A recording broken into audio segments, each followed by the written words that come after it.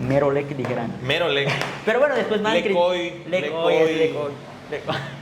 Y pues bienvenidas todas y todos a este nuevo capítulo de AA. Estamos aquí con el camarada Andrés. Mi nombre es Andrés. Y pues nada, ustedes verán un cambio drástico respecto a la primera vez que nos vimos. Pues nada, o sea, me corté el cabello, me cambié de ropa. Ah, cierto, ni vaya. Y yo dije, no, o sea, como tiene que ser un podcast totalmente distinto, de jugarme la credibilidad constantemente, dije yo, pues bueno, me voy a tener que ver de diferente forma y por eso se viene un poco este outfit. Pero Andrés, ¿cómo estuviste? ¿Cómo estuvo tu semana? Cuéntanos, ya, de hecho ya el día que estamos haciendo esto, ya se tendría que estar a vísperas de estrenar el primer capítulo, pero ya lo vimos los dos. Claro. ¿Qué te pareció? Antes de entrar al capítulo. Creo que fue un buen ejercicio también sobre todo también de estar consciente de lo que está pasando, porque creo que también creo que eso es lo que yo le apuesto también, y eso es lo que yo vi con el primer capítulo también, de ponerse a pensar de las cosas que pasan en nuestro alrededor y cuál es nuestra postura al respecto, porque normalmente pasan cosas y dices, bueno, pues que ya pasó, ¿no? Entonces ya no uno se pone a pensar, y creo que eso es también pues el eje principal por la cual pues estamos acá, ¿no? Claro, sí. A mí también se me hace muy importante lo que tú mencionas, ¿no? De que bueno, al menos desde mi perspectiva periodística sí me limito muchas veces, pero no por limitarme quiere decir que no tenga una opinión al respecto, ¿no? Y a veces nosotros como periodistas o como comunicadores... La objetividad, ¿no? Sí, nos limitamos un poco en decir eso, pero la verdad es que qué bueno que se da esta plataforma. Y bueno, creo que el día de hoy tenemos un tema que en lo personal sí tengo muchas cosas que... Podríamos pensar lo que es una continuación del capítulo que yo te invité al podcast, ¿no? O sea, que yo me acuerdo, sí tengo muy marcado esa invitación que te dije de que vamos a hablar sobre este tema, porque creo que se me hace sumamente importante. Entonces, pero antes de entrar ahí, ¿qué te parece si nos explicas un poco del logotipo? Que eso es un tema que ya medio mencionamos en el primer episodio, que es como que un tema que quedó como... que se nos fue el tiempo y al final pues ya no dio tiempo de poder ahondar. Como ya lo verán, es una... Bueno, para los no sé si se ve así, creo que se ve ahí bien.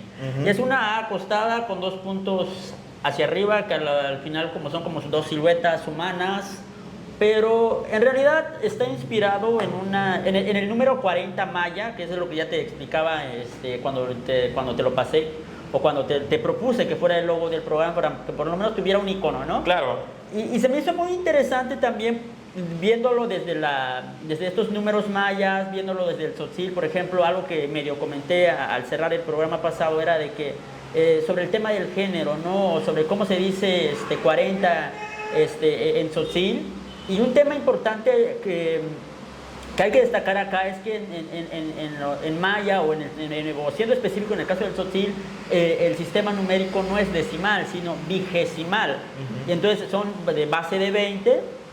Pero lo interesante acá es que cada vigesimal está basado en la figura humana, o sea, de los 20 dedos de las manos y de los pies, ¿no? Y entonces por eso y la denominación es vinik, que literalmente es hombre. Claro. Y eso a mí se me ha hecho interesante porque para decir 40 es chavinik y estás diciendo prácticamente dos hombres. Pero obviamente el tema del género ahí, con el tema de estos movimientos sociales actuales, sobre todo las compañeras señalan mucho de por qué hombre y no por qué no se dice, no sé, persona, claro, por ejemplo. Pero le digo, pues que no sé cómo se dice persona, y de hecho creo que Fray Bartolomé de las Casas en su momento ya decía que para los habitantes de Chiapas, cuando él estuvo en su época, imagínate, ya hablaba de que no había como término para referirse a persona, y entonces por eso solamente existe hombre y mujer, y tal vez pues al final pues quedó con la denominación hombre, que es vinik, y el sistema vigesimal. Pero no sé si ya sabías eso, porque ya soné medio prolongado. No. Ancetic es mujer. Ancetic es mujer. Ancetic es mujer, eso sí lo tengo muy identificado. Además de que creo que algo muy importante y que creo que abonaría muchísimo para entender el logo, es que este tema de la conchita. Ah, sí, cierto. No sé si ese es un dato que se me fue. No sé si, se me fue el nombre exacto de esa, no sé si se le llama concha realmente. Ya, bueno, ahí le vamos bueno, pues igual lo pueden buscar cómo se escribe 40 en maya, porque eso tiene como una especie de una concha que a la vez es el 0, pero si le pones más elementos cambia de valor y de significado igual. como estos puntos, si lo pones en la parte de abajo, en el primer nivel, equivalen a 2, pero si ya le subes a otro nivel y le pones algo abajo, ya tiene otro valor. Y entonces, ese es el tema también de que se sustituyó la concha por una A por el tema de doble A. Claro. No, y definitivamente una gran imaginación ahí, Andrés, porque creo que sí vale muchísimo la pena, como digo, estos esfuerzos al final de cuentas es para la gente, que creo que es muy importante decirlo, ¿no? O sea, que creo que abonar un poco a los temas que nosotros traemos en la mente y que creo que la gente bien podría identificar, ¿no? Claro. Así que dejando un poco de lado el tema del logotipo y el logotipo ya explicado. Aunque va lo mismo también la temática sobre los pueblos. Justo creo que es muy importante porque, bueno, yo creo que sí es un tema larguísimo, nos podemos llevar capítulos, decenas de capítulos o hasta un podcast completo hablando del Día Internacional de los Pueblos Indígenas, ¿no? Sí, yo sí creo que es como, bueno, Chiapas definitivamente no se puede entender sin los pueblos indígenas, ¿no? O sea, yo, y creo que, bueno, así no tengo contexto y luego ya seguramente tú rematando, ¿no? Creo que es como muy interesante esta constante idea nacionalista que se tiene. O sea, y te lo pongo de forma muy clara y tampoco me quiero ver así como súper historiador y de rollo, ¿no? Pero sí creo que, por ejemplo, en la frontera hay un tema de despegarse del tema del guatemalteco. Sí. Te voy a explicar por qué. Ajá. Yo justo hice un reportaje sobre los Mochó, que es sí lo vi. Un pueblo indígena ahí de Motocintla, y siempre decían como, tú eres un chapín, ¿no? O sea, como una especie de insulto, ¿no? O sea, como decirte, tú eres chapín, es como eres literalmente como le decían como un pendejo, o sea, literalmente es eso, ¿no? Como una onda despectiva, ¿sabes? Sí, claro. Pero luego si nos hacemos memoria, nosotros llega un punto en que la Capitanía General de Guatemala, que es de donde pertenecíamos, justo decide, en este momento Chiapas es como la punta de lanza y sobre todo es, si no mal recuerdo, Comitán. Comitán es el primer municipio o entidad o ciudad que se declara libre, ¿no? Pero el punto es justo cómo se identifica este tema de los pueblos, ¿no? Y el tema nacionalista que por allá voy, ¿no? Sí. Y cómo Chiapas parte de su idea de decir, bueno, voy a dejar de ser guatemalteco porque tal vez esta idea de atrás o lo que sea, digo, no viví en el tiempo, pero me incorporo a un país que literalmente era demasiado amplio y con vías de desarrollo muy importantes, ¿no? Claro. Hay que detallar que pues estaba California, Nuevo México, claro. Arizona, Texas. Una extensión territorial diferente a la cual lo conocemos. Claro, hoy, entonces ¿no? Tú dices, bueno, o sea, es demasiado interesante. Pero bueno, el punto es cómo se refuerza la idea de forma constante. De hecho, desde 1882 con el Tratado de Límites, de que identificadamente fuéramos mexicanos, pero no diferentes. O sea, claro. Mexicanos y mexicanas, pero no diferentes. Es decir, pese a que yo me encontrara con otra persona, esa persona al final de cuentas primero es mexicana y luego indígena. Claro. ¿No? Y eso como que siempre me fue replanteando básicamente lo que nosotros llegamos a pensar de la persona indígena, como esa persona extraña, ¿no? O sea, ajena, como que de repente visto desde la otredad. Exacto, como encapsulada en el tiempo, ¿no? O sea, en esta onda de que es como, y cierro diciéndote esto, ¿no? Es como el tema de las momias. Sí. Yo sí me parece interesante justo algo que escuchaba hace poco, decía, es que tú llegas a Egipto y tú quieres ver momias y las momias se ven como una onda de juguete, como una onda algo exótico. Algo exótico, ¿no? Pero no nos damos cuenta que al final de cuentas fueron personas y que en ese momento se tienen que valorar como personas, ¿no? Entonces, hace poco vi que cambió la denominación de momias a personas momificadas. Cierto, ese sí, ¿no? Es un buen punto. Entonces, creo que por ahí va. O sea, no sé qué pienses. Digo, es muy amplio, evidentemente. Es que ahorita, bueno, hablando de ahorita en el mes de agosto que estamos grabando esto, pues creo que sonó mucho el tema de los pueblos originarios, o bueno, la denominación indígena también, que ahorita me fascina mucho porque muchos de los jóvenes de estas presentes generaciones comienzan a cuestionar el tema del indígena. Es decir, yo no soy indígena, esto y lo otro, pero ahorita dejo a un lado eso por el momento y más adelante lo vamos a retomar. Pero algo que he visto es como ya lo que ya mencionaba hace ratito, ¿no? De que sí, el indígena se le ve desde la otredad. El indígena puede estar en el territorio chiapaneco o en el territorio mexicano, pero pero muy pocas veces se le nombra como chiapaneco, o muy pocas veces se le reconoce como mexicano, mexicana, sino que siempre se le dice el indígena. Claro. O el indígena de Chiapas, el indígena de Yucatán, el indígena de Campeche, el indígena de Oaxaca, pero nunca se le dice el oaxaqueño. A mí yo siempre he puesto de ejemplo eso, de que nunca he visto, por ejemplo, por ejemplo, de mis trabajos que me han sacado notas en los diversos medios, siempre me ponen como el indígena Tzotzil Andrés Tachiquinin, y muy rara vez, creo que 1 o 2 notas me han nombrado el chiapaneco Andrés Tachiquinin. Y entonces, pero yo siempre me he cuestionado qué significa que te digan indígena, porque pareciera que siempre te lo quieren imponer, o pareciera que siempre te quieren recordar algo a la cual quieres olvidar.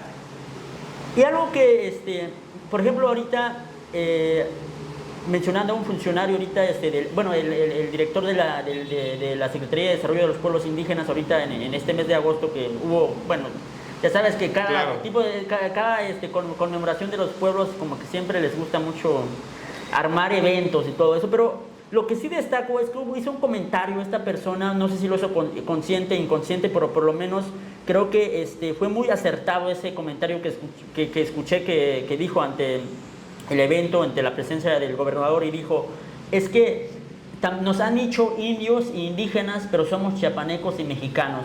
Y digo, wow, es la primera vez que lo oigo de la voz de un funcionario público, porque la mayoría siempre dicen, hay que estar orgullosos por ser indígenas, claro, hay que estar orgullosos por esto y lo otro. Y digo, pero orgullosos, pero ¿por qué? ¿No? Si ha sido un tema bastante fuerte con el tema de la discriminación, del racismo, de la falta de reconocimiento, porque yo antes pues tampoco estaba tan consciente de eso, sino son temas que comienzan a surgir. Por ejemplo, yo llegué en un momento, sí, es que estoy orgulloso por ser indígena, ¿no? Pero no había un cuestionamiento más allá de... Te lo replanteas. Claro. Exactamente, y lo que me ha gustado de estas nuevas generaciones es que se están replanteando todo lo que ya se había dado por hecho, ¿no? Decir, en México hay indígenas, pero comienza a haber esta corriente de pensamiento de decir, no, espérense, en México no hay indígenas, en México hay pueblos y naciones que nadie les reconoce y que nadie les nombra. Y había una compañera de Oaxaca, que ahorita se me fue el nombre, es que soy malísimo para los nombres, pero ella mencionaba en un artículo que publicó de un medio de circulación nacional, que decía que ni siquiera hay un nombrar de los pueblos originarios en la Constitución Política Mexicana, porque la denominación indígena es otra forma de no reconocer y de no nombrar. Porque ¿cuántas personas o cuántos pueblos están o caben dentro del término indígena? Y entonces nadie se ha cuestionado eso. Y había también otro, no sé si viste, que se volvió viral, un clip de una participante, ya ves que ahorita apenas en semanas pasadas pasó la Guelaguetza en Oaxaca, claro, sí, y que hicieron un concurso de la diosa del maíz. Y dentro de las concursantes a mí me fascinó su discurso, pero creo que ella creo que en una parte de su discurso dijo como, yo no soy zapoteca, comenzó a decir, yo no soy india, yo no soy indígena, yo no soy zapoteca, mencionó el nombre, como cual se autodenominan ellos, pero era un nombre que yo no había escuchado, que era como, la traducción era como gente de nube. Sí, claro. Entonces, somos gente de nube, pero nunca nadie nos consultó, nadie nos preguntó. Y me encantó cómo cerró su discurso y dijo, al final de cuentas, a quien no le gusta que le llamen por su nombre. Y eso es el cuestionamiento a lo que ahorita comienza con estas nuevas generaciones, que a mí, la verdad, nunca me imaginé hace 2, 3 años cuando yo estaba comenzando esto, porque yo era de que, sí, hay que estar orgullosos por ser indígena y no avergonzarse, pero comienza este nuevo movimiento de decir, pero no me están nombrando. Y como dice estas nuevas actuales movimientos y luchas sociales, lo que no se nombra no existe. Yo te abonaría un tema muy importante, ¿no? Y que creo que eso lo dice la historia de forma muy puntual. Creo que, primero, algo que seguramente identificarías en algún momento es el tema de la S y la Z. ¿no?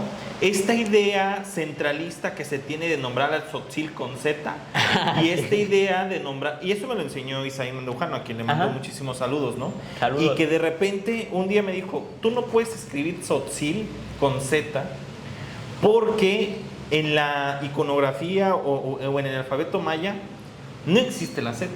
No existe, claro. Entonces yo dije, claro, o sea, ¿cómo voy a tratar de imponer una...? Porque al final de cuentas el lenguaje es un puente para el entendimiento, ¿no? Entonces yo sí creo, y me acuerdo que se me hizo muy... y siempre es como, digo, para mí ya está superado.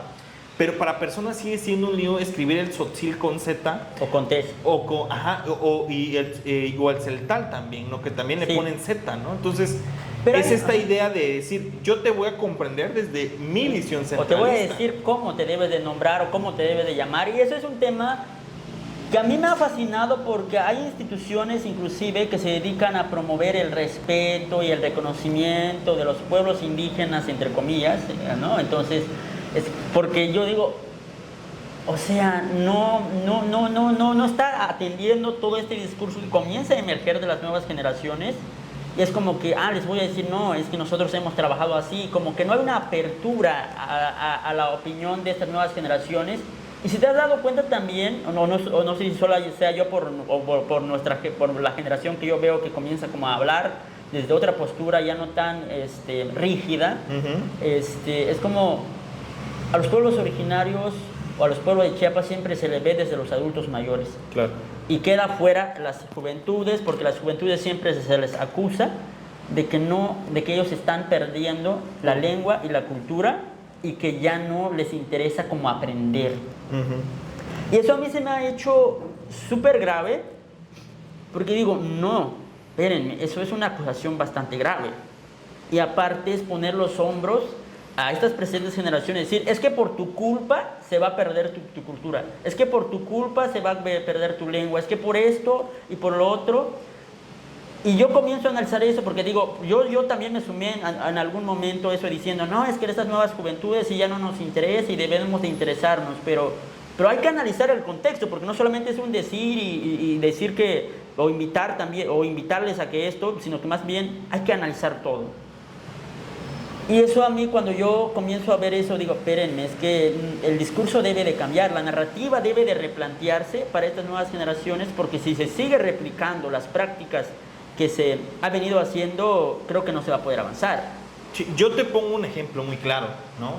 A mí me pasa, y eso hay artículos académicos que inclusive lo podemos compartir si es necesario, de cómo inclusive, ya ni hablamos en el círculo indígena, en el círculo de mujer indígena. Ajá, sí. Por ejemplo, a la mujer indígena se le ha dado una sobrecarga más, que es la preservación, por decirlo así, digo, y lo ponemos entre comillas. Yo me acuerdo que había una doctora que nos decía en rescate, ¿no? O sea, ¿cómo puedes rescatar una cultura, no? No se puede rescatar, no se puede rescatar, ni se puede defender. Claro, entonces yo, o sea, puntualmente en el aspecto de que veía artículos académicos donde dicen que a la mujer se le da esta carga significativa de preservar, por decirlo así, la cultura. Es decir, las mujeres son más castigadas por si cambian su forma de vestir. Sí, son más señaladas. Son más señaladas si dejan de hablar su lengua originaria. Son más señaladas si entran a la escuela. ¿Por qué? Porque si entran a la escuela pierden su forma de vestirse y pierden su habla.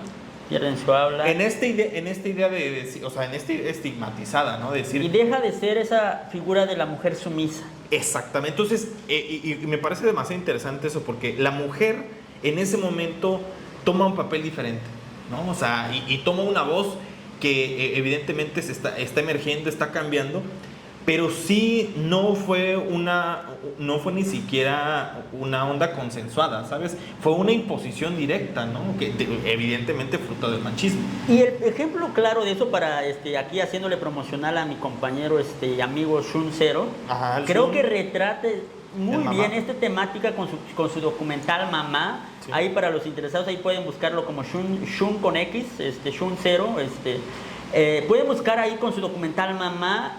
Y creo que él le habla muy bien de esa temática, que habla sobre la violencia, entre la violencia y la sacralidad de la figura de la madre, y eso a mí se me hizo muy conmovedor cómo él aterrizó y cómo abordó la temática de la figura de la madre, porque ella creo que él menciona en un de su documental de que culpó a su madre que no tenía un padre, ¿no? Es que por culpa de mi mamá no tengo esto o lo otro, y comienza y precisamente recae en los comentarios que tú ya hacías, ¿no? Sí. Y también creo que otra cosa, digo, para no desviarnos tanto, Ajá. me parece algo tan arcaico pensar que el indígena o la persona con un origen indígena o originaria, que estamos buscando justamente la palabra más adecuada, se le encasille en que hable o que se desarrolle en temas indígenas. Uh-huh. Por ejemplo, yo soy fan de estar leyendo literatura, eso me gusta, o sea, creo que hubiera estudiado literatura, ¿no? O sea, la verdad es que ya en esta etapa de Va a mi vida, ser tu segunda carrera de licenciatura. sí, la verdad es que sí, la pienso y digo, no estoy tan lejos, la verdad. Pero, por ejemplo, siempre se ha hablado al tema del indígena, de volver a hablar del indígena, de volver a hacer el sufrimiento del indígena, y yo creo que parte mucho de la sensibilidad que puede llegar a tener una persona. No nos vayamos tan lejos. Ajá. Rosario Castellanos. Sí. Rosario Castellanos, y justo lo decía Elena Poniatowska, era una blanca en medio de indígenas. Pero si tú lees Oficio de Tinieblas, Balún Canán y Ciudad Sí. Real, a mí en lo personal no puedes ver una mirada más fina o dentro de las más finas de cómo era la cosmovisión indígena. Sí. De hecho, no estoy muy lejano y espero que no me funen por esto, pero creo que Balún Canán comienza la idea y retrata la idea literatura de escrita, ¿no? Plasmada. Ajá. Y por eso la Ciudad de México y todas las demás ciudades entienden este rollo, ¿no? De cómo los indígenas, cuando ven pasar a una persona que no es indígena en la calle, se bajan. Sí. Que pareciera una cosa que para nosotros nosotros y nosotras es súper normal, pero plasmarlo por ahí del 70, 60, para que la gente entendiera, creo que es el ejemplo más claro, y eso lo hizo Rosario. Sí, eso es un tema, bueno, el único libro que yo leí hace tiempo era la de Balún Canán, y ya apenas me acuerdo de ahorita que lo estás comentando, pero sí, retrata bastante bien eso. Sí, yo creo que también, digo, abonando un poco al respecto, y creo que el punto a donde yo también quería ir es cómo esta nueva generación, no nueva, pero esta generación que actualmente está publicando obra, yo creo que el ejemplo más claro es Miqueas Sánchez. O sea, Miqueas lo que está haciendo es revolucionar el tema de dejar y meterse a temas que son complicados, ¿no? El tema laboral, el tema de ser mujer, ¿no? Y desvincular el tema de decir, soy indígena porque ella es indígena soque, y solamente encasillar a que tiene que hablar de temas de ser indígena soque, ¿no? Sí, y ya había escuchado de esta autora, ¿no? Sí. Es que ese tipo de autoras y autores son muy escasos todavía a este siglo XXI, a este 2023. En el caso del Tzotzil, el único que yo veo que comienza a abordar temáticas, creo que conscientes, diría yo, temas conscientes y acorde a la situación actual que se vive en los pueblos, es Miquel Ruiz, que comienza a cuestionar mucho de estos temas, y para mí siempre que tiene una postura súper clara, ¿no? Y que, perdón que te interrumpa, y que hay que felicitarlo, acaba de ganar el premio de Nezahualcóyotl, ¿no? El premio más grande que tiene México al respecto, ¿no? Sí, eso es para mí, fue una alegría, porque a mí me ha tocado platicar con Miquel, aprovechando este espacio para felicitarlo. Ahí le voy a mandar el clip para que vea, pero bueno, regresando a la temática, él sí tiene una mirada, y son de esos autores y autoras que tienen una mirada y una postura, pues que muy aguda. A veces, y creo que he aprendido mucho con estos autores, por ejemplo, hablando de Miquel, que es donde yo he tenido más cercanía, por así decirlo, pues uno dice, esto yo nunca lo había planteado así. Y ya ves que hablando de literatura, que tú ya mencionabas, claro, también, nadie habla del tema de la pornografía, nadie habla del tema de la violencia, de la violencia o el acoso. Porque recuerdo en los cuentos de Miquel, una recomendación acá hablando de él, que se llama Los hijos errantes, que habla sobre todo ese tema, sobre la migración, sobre la violencia, sobre violencia sexual, y bueno, de diversos temas sobre estas nuevas juventudes. Y eso a mí se me hace muy rico hablando de temas de literatura, porque muchos hablan sobre de que se está perdiendo sus usos y costumbres, pero este autor dice, no, yo quiero hablar de lo que pasa realmente en las comunidades, no lo que se ha perdido, porque pareciera, no sé si te has dado cuenta, a mi perspectiva es como que hay una preocupación súper grave, o muy grande diría yo, sobre lo que se ha perdido. Sí. Es decir, se quiere regresar al pasado, pero no se quiere, pero se desatiende lo que está pasando en el presente. Sí, claro.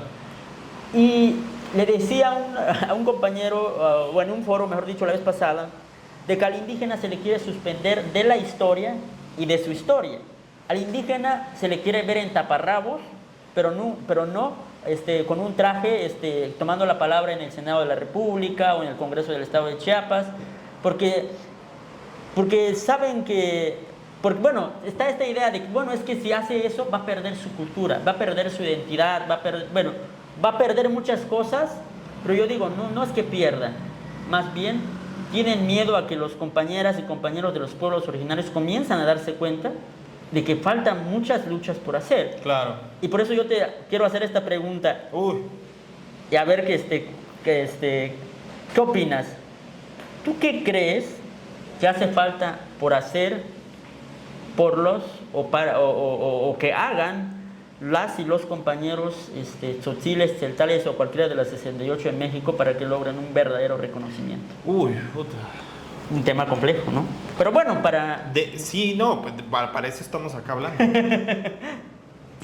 Yo creo, bueno, considero que, bueno, el CNI está haciendo un trabajo totalmente, o sea, utópico, ¿no? O sea, creo que el trabajo que es el Consejo Nacional Indígena es totalmente loable.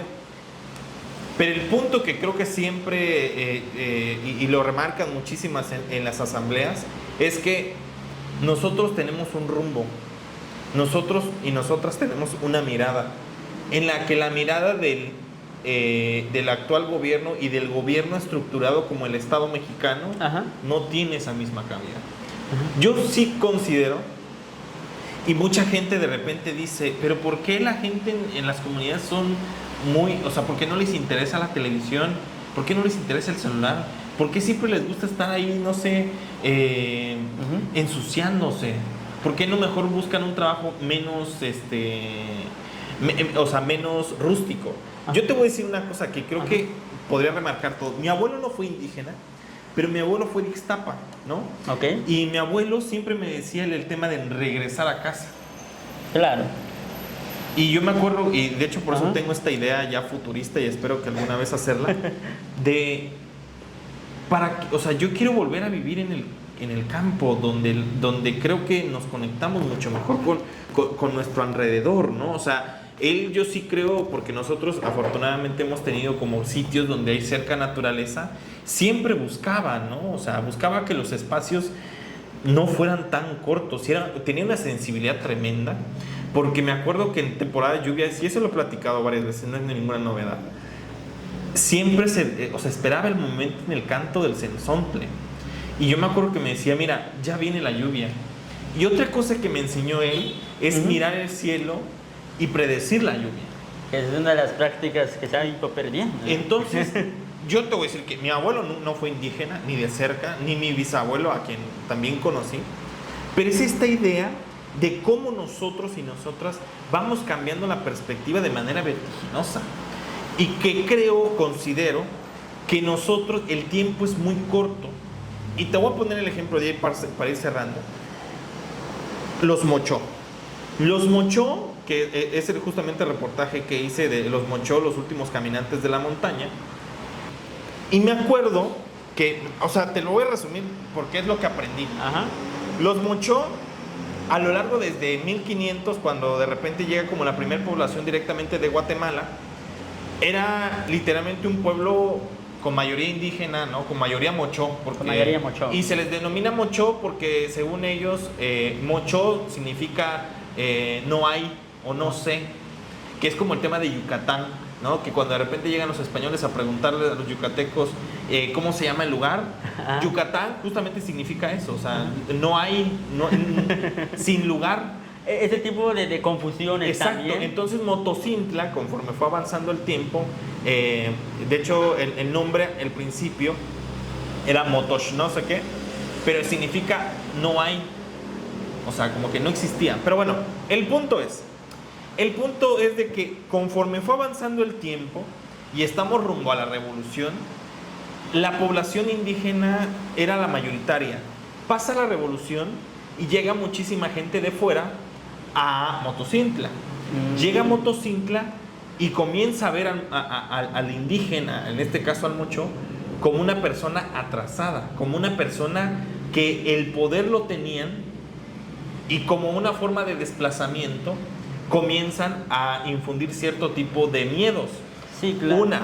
El tema de la vestimenta, ¿no? Yo me acuerdo que muchos de los historiadores que entrevisté allá me decían que si te veían de cierto tipo que la ropa de manta, ¿no? Que si ellos te veían con ropa de manta, era una ropa irruptiva. ¿Por qué? Porque al final de cuentas la gente ya se vestía. Me acuerdo mucho de la palabra que me mencionaba el último, dentro de los últimos sobrevivientes del mocho. Ajá. Los pantalones de pacota, o sea, estos pantalones grandísimos, ¿no? El punto es que este grupo que es de afuera, que podríamos decirle el Caxlán, comienza a apoderarse no solamente políticamente del lugar, claro, sino hasta culturalmente. De todos los sentidos. En todos los sentidos. Comienza a decir que los indígenas necesitaban ser educados. Comienza a decir que el indígena, porque ellos vivían en el centro, comenzaron a vivir alrededor. Y una cosa que me pareció demasiado importante es cómo este grupo, ya cuando de repente llega y tiene el poder, cancela la última sitio de congregación de las y los mochón, que es la fiesta en honor a San Francisco, porque era una fiesta de borrachos. Durante 20 años no se realiza, y entonces la gente, y es la conclusión que yo llego de este reportaje que se me hizo fantástico. Okay.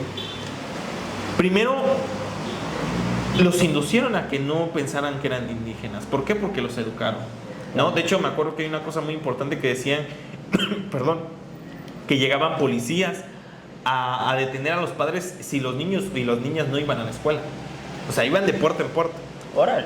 Luego los sacaron del centro, es decir, la gente comenzó a vivir alrededor. Y por último, les quitan el último lugar donde ellos se podrían refugiar. De hecho, si uno va allá, la casa mocho, la casa indígena de reunión, está literalmente a las orillas del municipio. O sea, del centro del municipio. Prácticamente como en un oasis, ¿no? ¿A qué punto te quiero llegar?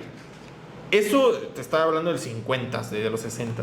Al día de hoy, esa es la lengua con menos hablantes en todo el estado. En todo el estado, exacto. Y el punto es que existe gente que bien podría hablar, pero todo este antecedente, y sobre todo me acuerdo que una palabra es la vergüenza. O sea, toda la vergüenza, inclusive lo mencionaban ahí, de que comienzan a cambiarse de nombres, comienzan a buscar nombres más castellanizados, ¿no? Claro. Por eso vuelven a poner José, vuelven a poner Juan. Sí, como ahorita la mayoría de los compañeros de los pueblos. ¿Por qué? Porque si colocabas un nombre anterior, un nombre más cercano, como que... Del mocho. Del mocho, evidentemente te iban a discriminar. De hecho, los hablantes ahorita del mocho, hablan mocho, digo ya para ir cerrando, porque ellos no fueron a la escuela. Los tenían en el campo trabajando, ¿no? Entonces, creo que mucho de lo que define el día de hoy a la situación que se tiene en los pueblos, y para un clip, justo para el clip, aquí va a salir, okay. Y que creo que la situación de los mocho en algún momento dado, no sé si en 100 años, no sé si en 200 o en un milenio, pero va a ser la misma situación que van a tener los celtales y los tzotziles. Buen punto. Y algo que ya comentabas ahorita con el tema del poder, y eso es algo que yo siempre he comenzado como a pensar en esos, que cada que yo ahorita ando, como estoy muy metido en estos temas, siempre pienso, ¿por qué se le ve al indígena como aquel ignorante, como aquella persona lleno de creencias, como lleno de mitos, sí, lleno de leyendas? Pero un punto que yo quiero comentar acá es que también pues los pueblos también tuvieron su época de esplendor, claro. esplendor, Entonces tenían el poder, había progreso científico, tecnológico, bueno, progreso en todos los sentidos, pero obviamente al perder el poder y al ser conquistados, saqueados, obviamente pierden el poder y pierden todo ese progreso, y quien tiene el poder pues es quien controla todo, ¿no?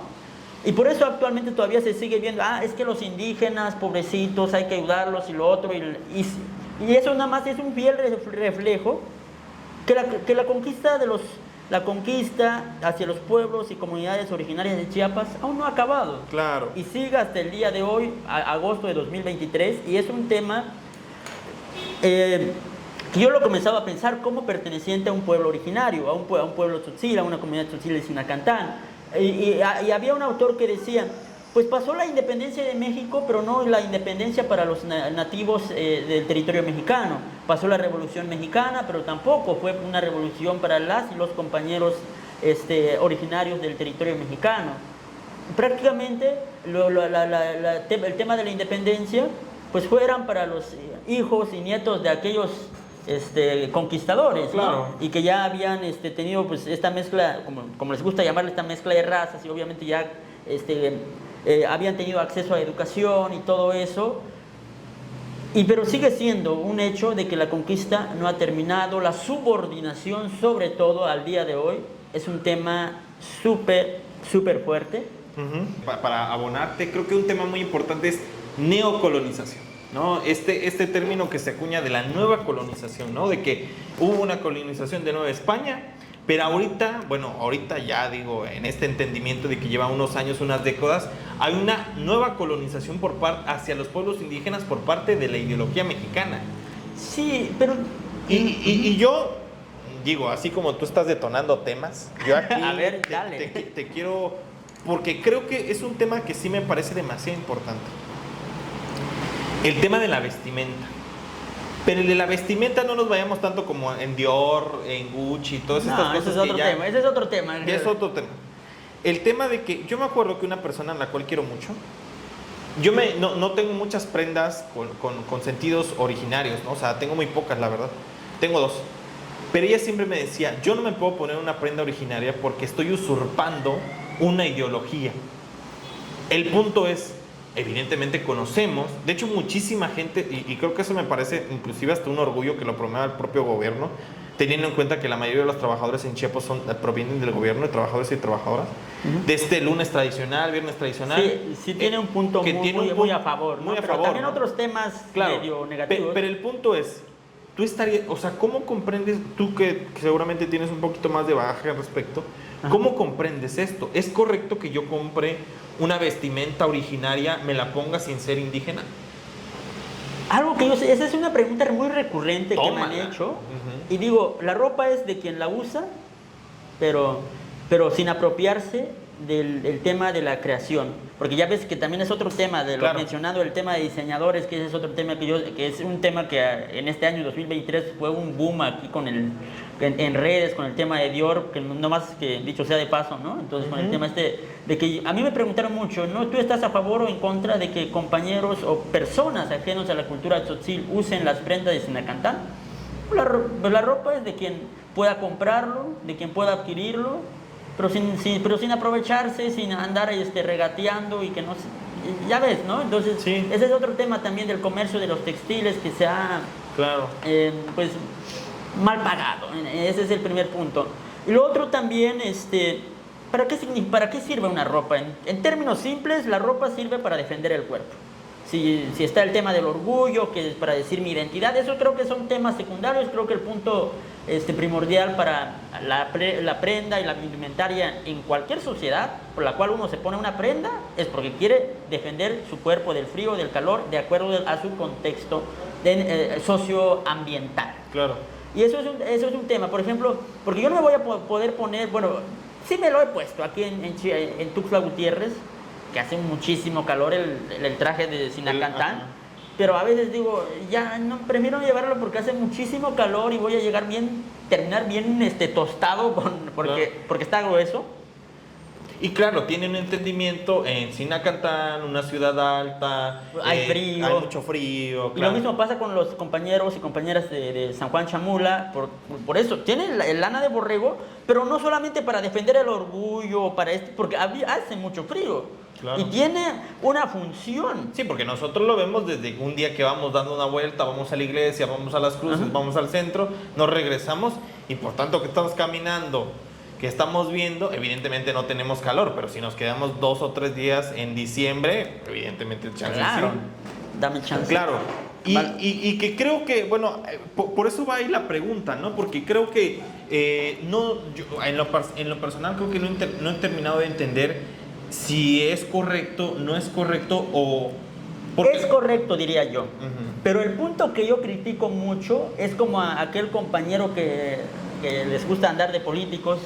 Y digo, ¿Qué? ojalá se lo pusiera en algún día común y corriente, pero nomás se lo pone cuando hay un evento político, cuando tiene que dar una entrevista, o porque participa en una oratoria y quiere estar orgulloso de sus raíces. Y yo siempre les he dicho a los compañeros que dicen, es que hay que estar orgullosos de nuestras raíces, hay que poner nuestros trajes típicos. Tal vez dices que estás orgulloso de tus raíces porque tal vez las raíces son cosas que no se ven a simple vista. Claro. Y entonces, porque pareciera que estar orgullosos de sus raíces, pero nadie está orgulloso de ser tzotzil, hablando de los compañeros que ya no hablan la lengua. Porque dice, es que mis padres eran indígenas. Legítimos hablantes. O eran indígenas, es el término común, que es que eran indígenas, pero mis padres. Pero yo estoy orgulloso de mis raíces y por eso me pongo mi traje. Digo, pues una de la ropa, pues cualquiera se lo puedo poner en términos Claro. simples, ¿no?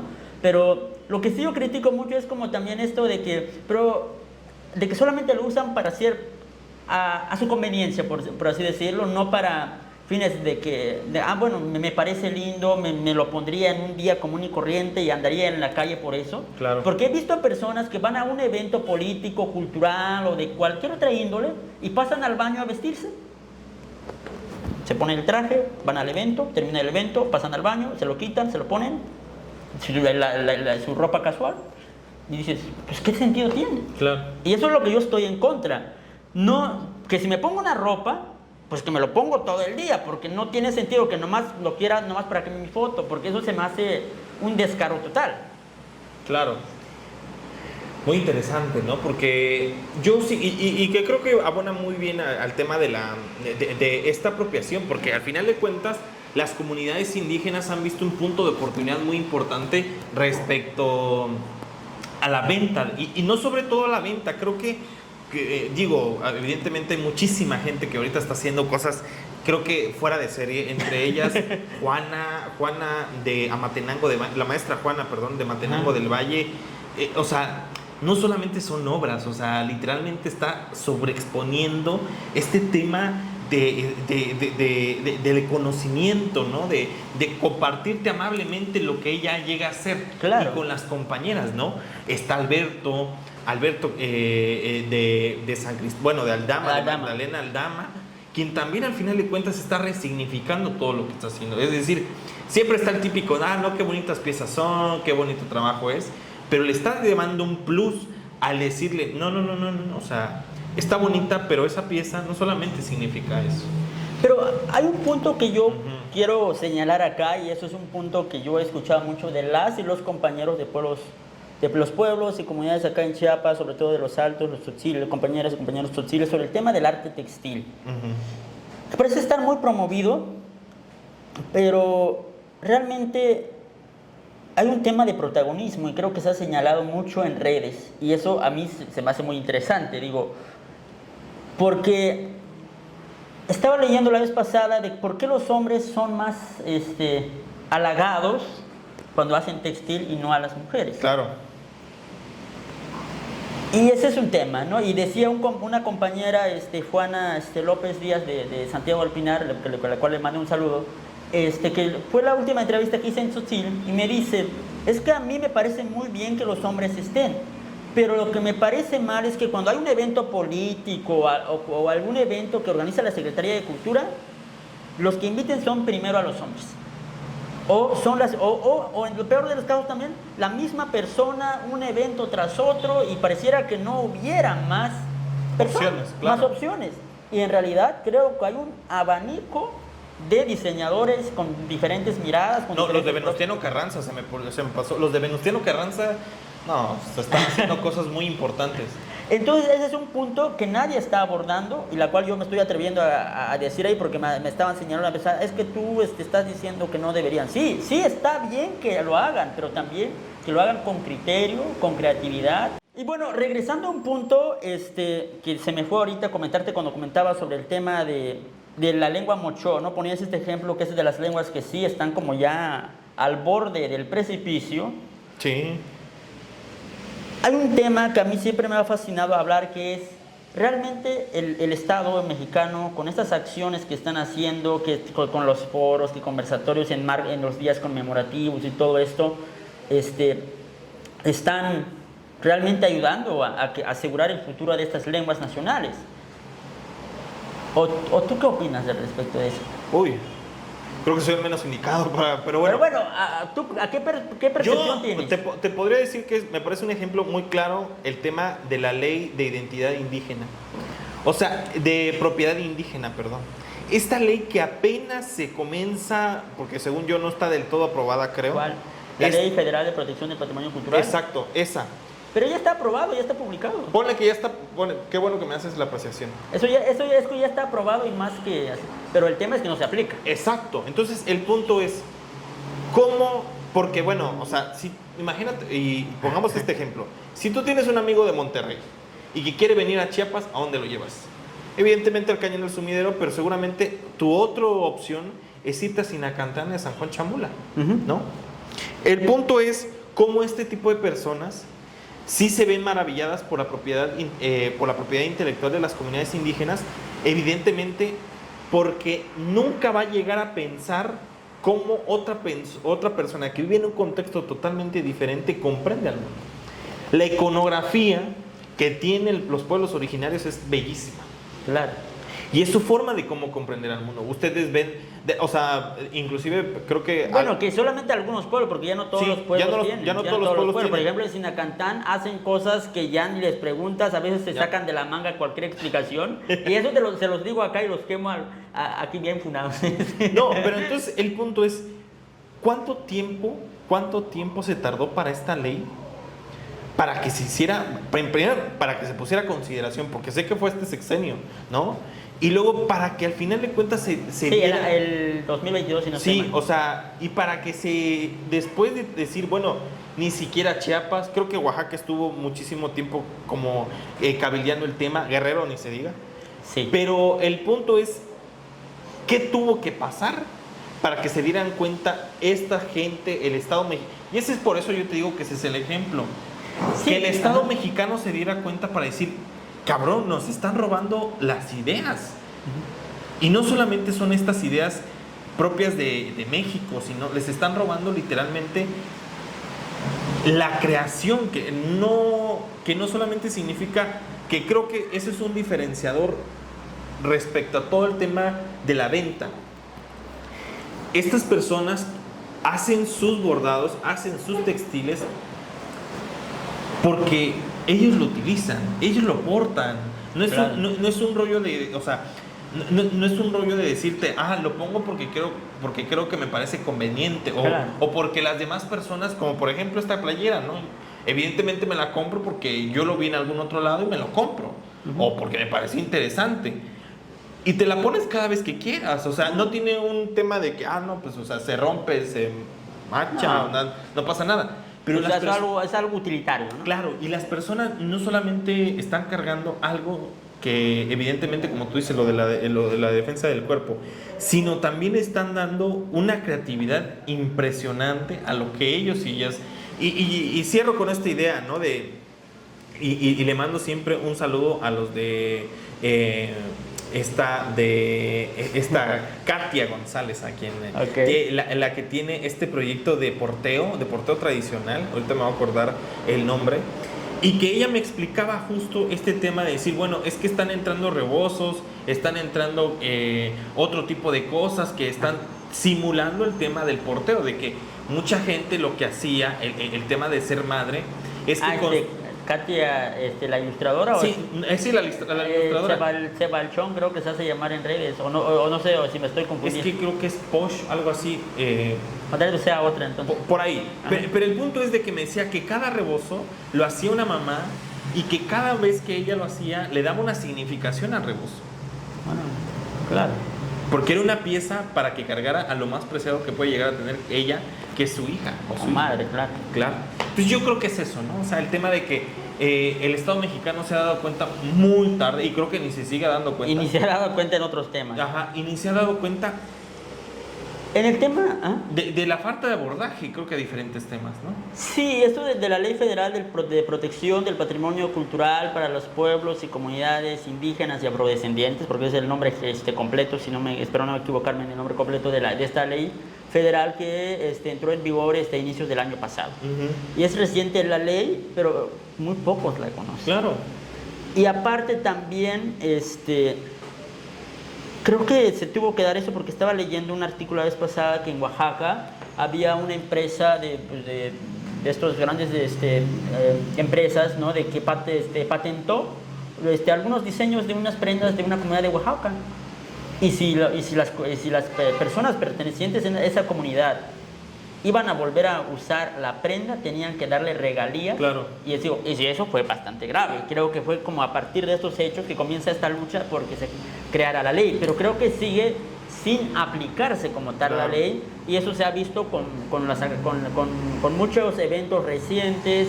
Que pareciera que sigue sin existir la ley y nadie se preocupa. Y aparte también las y los compañeros de los pueblos y comunidades pues tampoco no sé si, creo que tampoco tiene no sé si la preparación para poder hacer válida o para poder exigir, bueno, que se aplique esto, ¿no?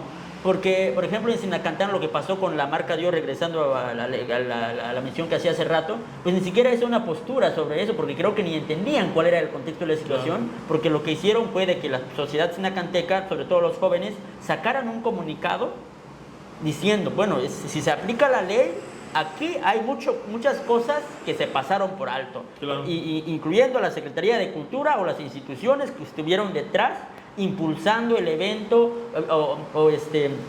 o también están apoyando a la marca por hacer este desfile en el colegio de San Ildefonso, ¿no?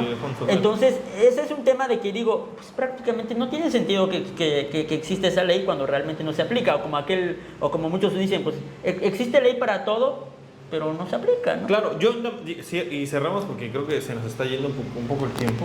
Y que qué bueno, porque la verdad es que ni tú ni yo nos se ha ido volando el tiempo.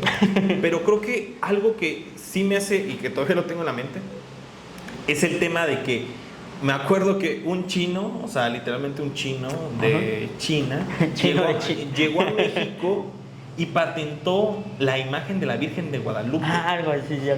Y que por redes y que por diferentes medios, o sea, literalmente se le vinieron encima al señor porque lo patentó, porque, o sea, México es un estado totalmente guadalupano, ¿no? México, o sea, creo que...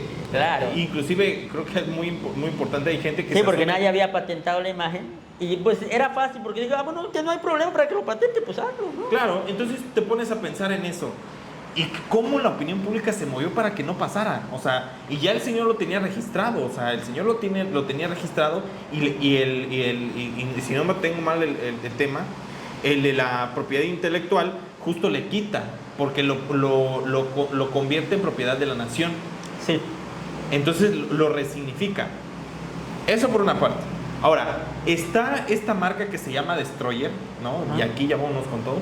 Que hace este tipo de cositas como Virgencita Please, ¿no? O sea, de estas bonitas virgencitas, ¿no? Que tienen dibujadas, ¿no?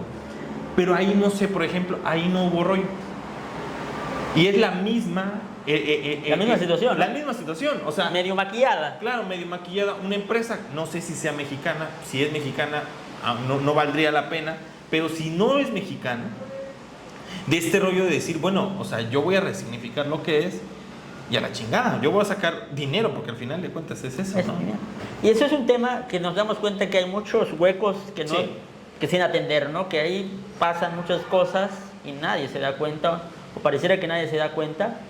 Pero algo que el último punto que yo quiero mencionar acá, y regresando al tema de la lengua también, aunque va todo relacionado a esto, es que regresando a esto de que sí existe ley, por ejemplo, del tema del patrimonio, ¿no?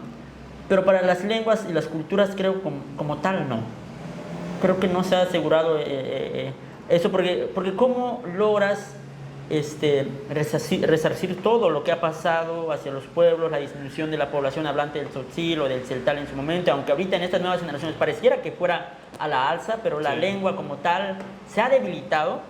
Y creo que decían unas compañeras y compañeros la vez pasada de Sinacantaña y de San Juan Chamula, la lengua tzotzil ahorita no está en peligro de desaparecer. Claro, es ese punto, claro.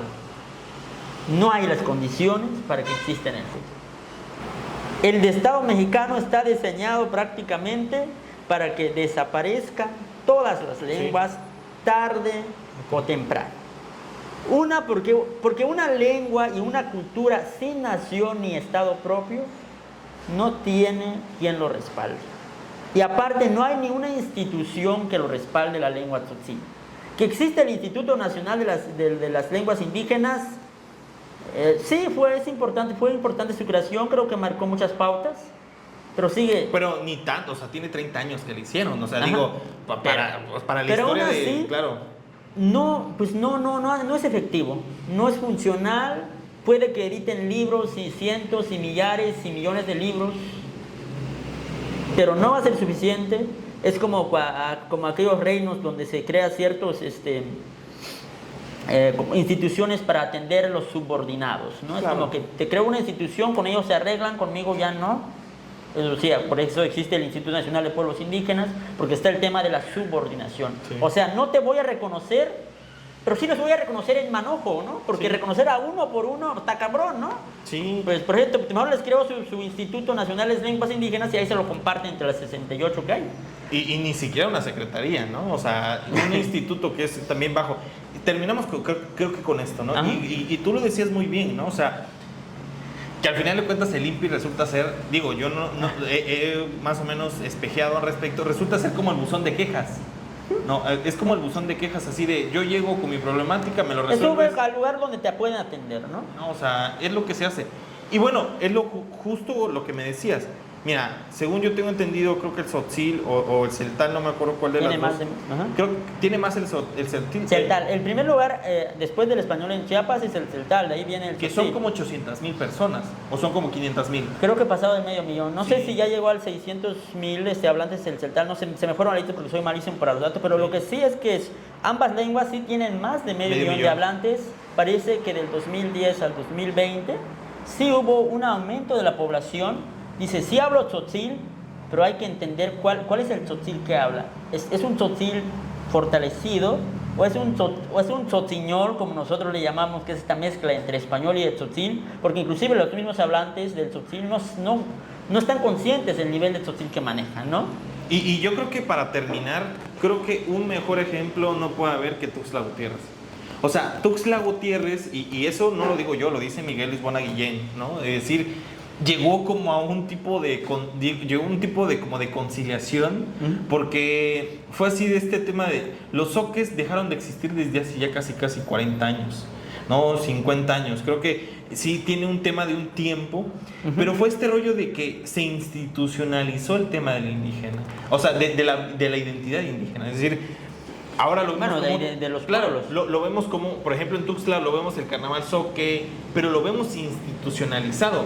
Desde una onda de que ya no podemos enseñar zoque, aunque se podría, porque existen las herramientas. Todavía hay hablantes del zoque, hay muchas cosas, pero no hay condiciones. Claro, entonces el punto es, veamos a los zoque como lo folclórico, veamos a los zoque como esta representación de mágica. Los bailes, del claro, del otro. Pero no vemos a los zoques como vamos a resignificar. Vamos a crear el Instituto Estatal o el Nacional de la Lengua Zoque para que se vea más fortalecido y que haya una institución que lo respalde como tal. Claro, entonces en Tuxtla pasa este fenómeno de que ya nadie habla zoque en Tuxtla, o sea, o tal vez creo que muy pocos. Según creo que en Tuxtla ya no hay. Recuerdo que como en el 2017, 2018, creo que estaba leyendo una nota por el periódico, no recuerdo qué periódico, y decía que murió el último hablante de la variante de zoque de Tuxtla Gutiérrez. Entonces, pero es el punto de decir, bueno, ya murió lo último. Bueno, ¿y qué sigue? No, pues sigamos festejando, ¿no? Pues Qué hay que chido. seguir adelante Hay que con lo que se pueda hacer, con el tema del folclore, con el tema de esto y lo otro. Y eso es lo que siempre va pues, pues, sobresalir siempre. El tema del folclore, que ese siempre se le ha visto a las comunidades, que pues, sí, muy, muy bonito y todo, pero creo que no se ha manejado con conciencia, creo, ese Claro. tema, ¿no? Entonces ese es un tema bastante complejo. Y termino con otro, Claro. con una, Yasnaya Aguilar, una lingüista de Oaxaca, si no estoy mal, que tiene un libro que se llama, no he tenido la oportunidad de leer, pero he leído más de un artículo de ella que dice, que creo que hay un libro que se llama Lo lingüístico es político.